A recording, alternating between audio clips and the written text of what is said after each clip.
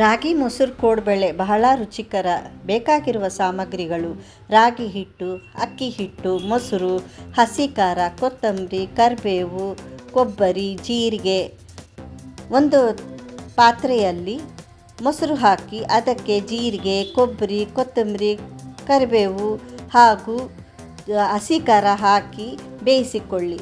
ಅದು ಬೇಯ್ದ ನಂತರ ರಾಗಿ ಹಿಟ್ಟು ಹಾಕಿ ಸುತ್ತಲೂ ಮಧ್ಯದಲ್ಲಿ ಅಕ್ಕಿ ಹಿಟ್ಟು ಹಾಕಿ 8-10 ನಿಮಿಷ ಬೇಯಲು ಬಿಡಿ. ಅದು ಬೇಯ್ದ ನಂತರ ಅದನ್ನು ಚೆನ್ನಾಗಿ ಕಲಿಸಿ ಉಂಡೆಗಳಿಲ್ಲದೆ ನಾದಿಕೊಳ್ಳಬೇಕು. ನಂತರ ಕೋಡ್ಬಳೆ ರೀತಿಯ ಶೇಪ್ನಲ್ಲಿ ಮಾಡಿ ಎಣ್ಣೆಯಲ್ಲಿ ಕರಿದು ಅದನ್ನು ಚಟ್ನಿ ಅಥವಾ ಕೊತ್ತಂಬರಿ ತೊಕ್ಕಿನೊಂದಿಗೆ ಸವಿಯಲು ಕೊಡಿ. ಬಿಸಿ ಬಿಸಿ ರಾಗಿ ಕೋಡ್ಬಳೆ, ಮೊಸರು ಹಾಕಿರುವ ಕೋಡ್ಬಳೆ ತುಂಬ ರುಚಿಕರ. ನಾವು ಬೇಕಾದರೆ ಬೆಳಗಿನ ಟಿಫನ್ ಅಥವಾ ಸಾಯಂಕಾಲ ಸ್ನ್ಯಾಕ್ಸ್ ಜೊತೆ ತಿನ್ನಲು ರುಚಿಕರ.